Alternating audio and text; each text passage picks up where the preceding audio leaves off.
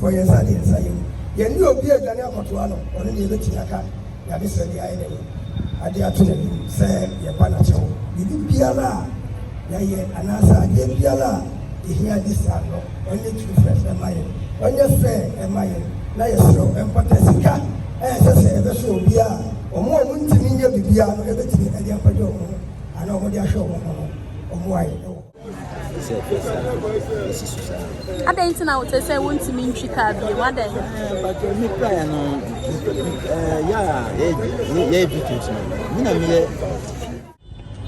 Due to the devastating flood and fire disaster, and to extend our heartfelt condolences to the family who continue to bear the weight of this profound loss.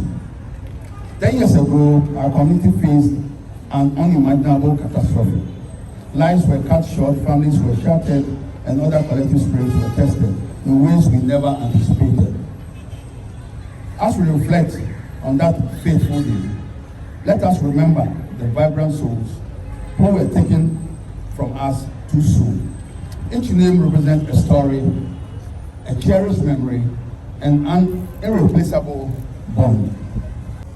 Our indefatigable assemblyman, Tina Hendricks, all here present, our victims, members of the One Ghana movement, members of the media, ladies and gentlemen, thank you so much for being here. It was a rainy and windy night. As was usual, the Coral filling station where we really are now, and all other filling stations across the country were holding shelter for commuters caught by the rains while in transit to or from work. The 9th of June 3, 2015 was not an exception, but an avoidable disaster struck when flood water and fuel merged to cause a great inferno. This left in its wake at least 150 people dead and more than 200 injured. Hospitals in the capital were flooded with charred bodies, while relatives toured hospitals and morgues with the hope of finding their relatives alive. But majority were greeted with grief and shock. Fathers, mothers, wives, husbands, aunties, uncles, children, old and young, were not spared. And as expected, authorities rushed to the scene the following day with the usual promise to bring perpetrators to book, and the usual refrain, never again. The scene of the disaster became a backdrop for photo opportunities as life across the nation returned to normal, almost as if the tragedy was a mere punctuation in the history of Ghana. It has been a decade, and the closest our victims got to justice was the government's decision to foot the hospital bills, offers of little cash to help bury the dead, and the pretense-handed survivors in the name of care. Many of the survivors were breadwinners, but their injuries were left and has left them incapable of working to earn a decent living. How have these victims and their dependents lived? Have we thought? A committee was set up to investigate the avoidable disaster, and it does appear that its finished work is yet to be formally made public, and a white paper also yet to be presented to the entire public for us to see government's directive and response to the matter. It has been 10 years, for God's sake. 10 years. Where is the report? Where is that white paper? What at all is there to hide? We cannot accept that a smoker was blamed for the disaster of June 3, 2015. As we all know, a cigarette does not light a flood of water. Remember, the alleged smoker even survived. There can be no doubt that this tragedy happened because someone failed to manage displaced hydrocarbons right here, which provide. On June 3, 2015, we said never again, but yet again there was La Gas explosion, the atomic junction bomb of these very avoidable disasters. We certainly cannot continue this way as a country. There has to be a sharper and be held accountable if Ghana must work and be the envy of the world as it was in the independence story. And the lack of accountability in the public sector of our motherland are leading us all down a bleak, steep, and dark future. Our children and children's children are counting on us to turn the tide around. I recently encountered a debate between a group of politically elite persons discussing the recurrence of floods in Accra. Hear this. Some argued that their leadership has done much better because their floods killed near tens and not the hundreds under the opponent's management. I cringed. Those who suffered on June 3 and any other disaster in this country are not statistics. Those who carry scars of these disasters are children, breadwinners, benefactors, and humans like us all. The driver Alex, who is shunned by car owners and passengers alike for his scars, is not a statistic. He is a father, he is a husband, and a son who needs to fend for his kid and kin. Kwame Peter, Watiase, Philip, Asa, and Co, who died, they are not statistics. Mercy Aboma, who carries many scars today and has lost health and hearing to the extent that she cannot work productively, is also not a statistic. Saraj Kasim, who was heavily bent and spent years in the hospital while losing his wife and children, is not a statistic. His life is distraught. I can go on and on and on. Each soul lost was not only a tragic loss, but a legacy of love, hope, and dreams that will never be forgotten. There were individuals who contributed to this society in unique and meaningful ways and lived among us. We must know we are one people and must not lose sight of our humanity simply because the unjust occurrences of any time are farther away from us. These are real lives, destroyed through no fault of theirs, but by the failings of those who we entrusted authority and responsibility to serve and protect us all. We must turn up and admit where we failed. Apologize and compensate those who foremostly bear the weight of our failings and correct our ways, more importantly, not to fail again. Till then, the big question remains, who are those responsible and when would they be held accountable?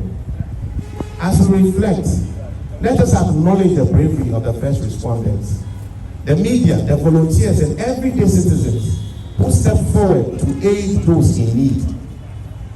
They are the unsung heroes whose courage and selflessness remind us of the inherent strength within our humanity. Honorable Kina, honored advocates, we are grateful for the work of the municipality in supporting the people this time. Their actions should inspire us all to remain vigilant and proactive, ensuring that future generations are better equipped to face challenges. It is my honor to acknowledge the selflessness of Samson Ladi Ayeni for his dedicated and professional legal services granted the victims pro bono. Samson, we are grateful. We appreciate the team of psychology professionals led by Professor Opon Asante, who provided therapy assistance to the victims. To everyone in the Wangana team, the colloquial team in municipality, the group of victims led by Thomas Sechi, I say Ayiko for supporting each other survive this difficult past. To government, we appeal to you. The victims have suffered enough and continue to suffer economically and psychologically. These victims are children.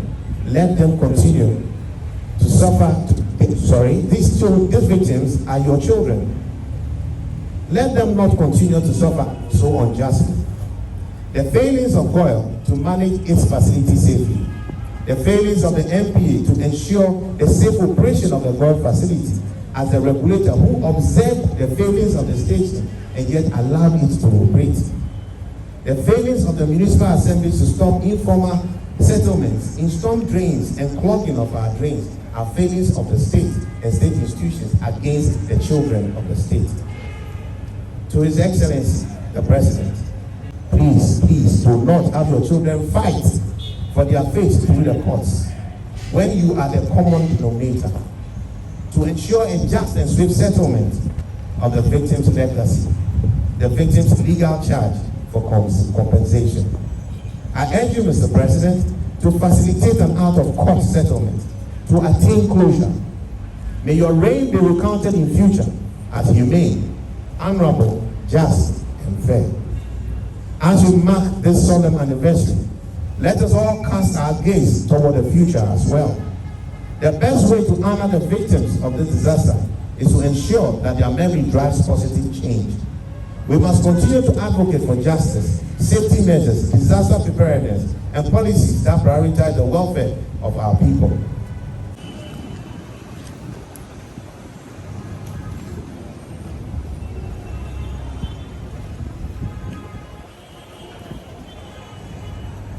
Thank you very much. You may have a seat. And the lack of accountability in the public sector of our motherland are leading us all down a bleak, steep, and dark future. Our children and children's children are counting on us to turn the tide around. I recently encountered a debate between a group of politically elite persons discussing the recurrence of floods in Accra. Hear this. Some argued that their leadership has done much better because their floods killed mere tens and not the hundreds under the opponent's management. I cringed. Those who suffered on June 3 and any other disaster in this country are not change. The change that we've all been talking about, the change that we see. Now, your brother, the animal victims, your movie, a shame, and then the the patron, any kind of any kind of jump on common or boss from Yasas. For a do embrace near Kai, Yayao, and Yesu. And then the Yasia will say, Yanuma, the Shia will say, Yanuma, more film, and no more Motiano. Ah, yeah, you survive, you say, you have a Kayan and more film. Intended the day, Yedikai, you better pay for only a Shema as. First of all, ya papa adabraka yedi nasemano yeto sudio ya papa MCE and also the danasi yeto sumiensa ya honorable kana assembly member of this area the danasi yeto sudio ya papa no yemyamba no one Ghana movement yeto omoswa ni sorry omonso yedi omona ase de mo another day I did Pamacho, Obia, and my immunity. We have found silence, and my young more almost I won't kind of tea. Be my immunity and fast silence.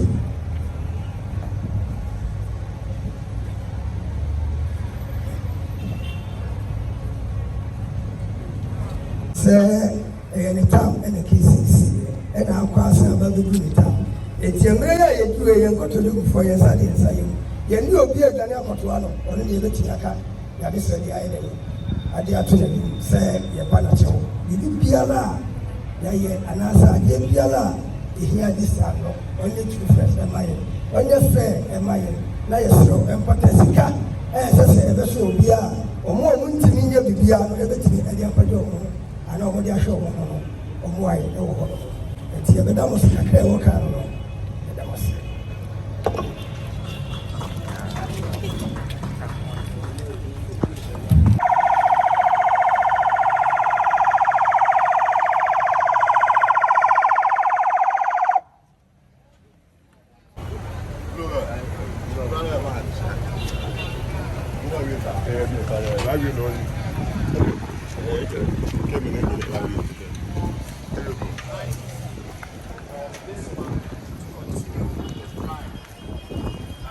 Ask all of you to continue to pray with us and to also on the 30th of July 2015 presented their reports. As 17 institutions that contributed to the reports, and they had many police officers who also did investigations that supported the reports. The report identified a number of things that went wrong. The leakage of the fuel from the Goya filling station. As you can see, there's another filling station around, but there was no leakage of fuel from that filling station. It tells you something went wrong. They made several recommendations, including the need for annual desilting of the Odo particularly. They made recommendations that, as I look around, it doesn't appear anything has been done about the recommendations. We must not come back to this place where there will be another flood or there will be some fire and people will go through what we saw. Even though the report captured 154 persons as dead, we know that the people who died are far more than 154. There are other reports, of course unofficial, that put the figure at in excess of 225. Even that is still not the accurate report, because we know there are people who died after, not on the day. Even though the report also said that there were an equal number of 154 who suffered injuries, we know that those who sustained injuries are far in excess of 154. But the most important thing is that the state will do what is necessary so that we don't come back to this situation ever again. In the last court hearing, I was asking for the lady who was also there to give a testimony, who has suffered some burns. There are people who have suffered very severe burns than you see here. By our official documentation, we have many people who have suffered permanent disfigurement of the entire bodies. Permanent disfigurement of the entire bodies. We have victims who suffered permanent disfigurement of their faces. And as you can see, one is right here. We have some of the victims who suffered fractured legs, fractured arms. We have some of the victims who suffered permanent disfigurement of their torsos, their arms, their stomachs, their legs, their chest, and their backsides.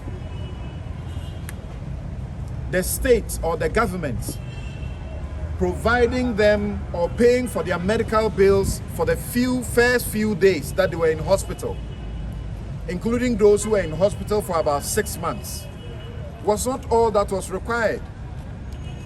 As we speak today, some of them continue to seek medical help. Where are they getting the money to pay for that? How about those who have lost their breadwinners? Is it enough to simply pay for the funeral that was organized for them? Is it enough to just take care of the caskets in which they were buried? It is clearly not enough. So it is our prayer. 2015, a day that forever changed the lives of many in our beloved nation. Our brothers and sisters who were not only residents of our local municipality, but citizens of our beloved nation. We stand here to honor the memory of those who lost due to the devastating flood and fire disaster, and to extend our heartfelt condolences to the family who continue to bear the weight of this profound loss. 10 years ago, our community faced an unimaginable catastrophe. Lives were cut short, families were shattered, and other collective spirits were tested in ways we never anticipated. As we reflect on that fateful day, let us remember the vibrant souls who were taken from us too soon. Each name represents a story, a cherished memory, and an irreplaceable bond. In the wake of this disaster, we have seen resilience and strength emerge from our community. The Ghanaian spirit is one of unity and determination. We have come together to support one another, to rebuild and to ensure that such tragedy never occurs. Occurs again. The Collective Municipal Assembly, in partnership with various stakeholders, the Accra Metropolitan Assembly, has implemented initiatives aimed at improving our emergency response systems and enhancing community awareness regarding disaster preparedness. On such initiative, in the Greater Accra Resilient and Integrated Development and Garrett project, a World Bank funded initiative in Ghana aimed at improving flood risk and solid waste management in Odo River Basin. The project focuses on strengthening infrastructure services in flood-prone communities. However, the government aims to equip our citizens with knowledge to respond effectively to emergencies, thereby safeguarding lives and properties. To the bereaved families, please know that you are not alone. And before I heard from Senor and Samson, the government will work on it. Your pain is shared by all of us, and we stand in solidarity with you as we honor the memories of your loved ones. As we remember those we lost, let us be assured that His Excellency, the President, is committed to ensuring a safer and more resilient community for the city globally. Together, we can work towards a future where no family has to endure the headache that you have experienced. Let us continue to support one another and strive for a better tomorrow. For the sake of our departed loved ones and for the generations to come. Thank you for being here today, and may the memories of those who have lost continue to inspire us in our journey towards healing and progress. Thank you, and may God bless us all. Thank you again.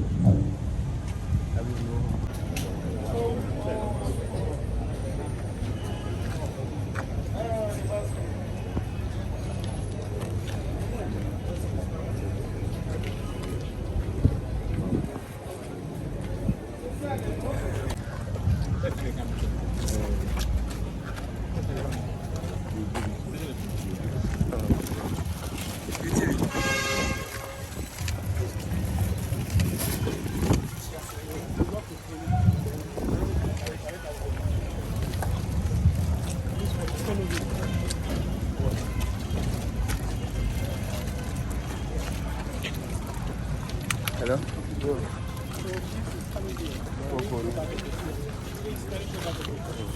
Fresh out.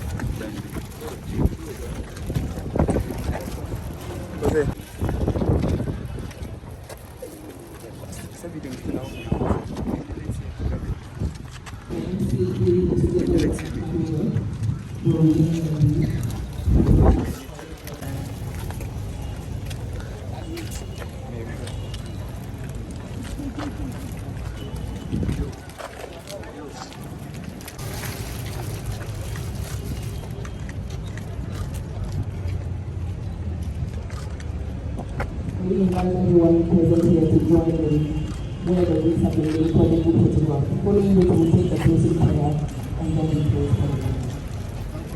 So we all join in to take the group photograph. Chief, what was here?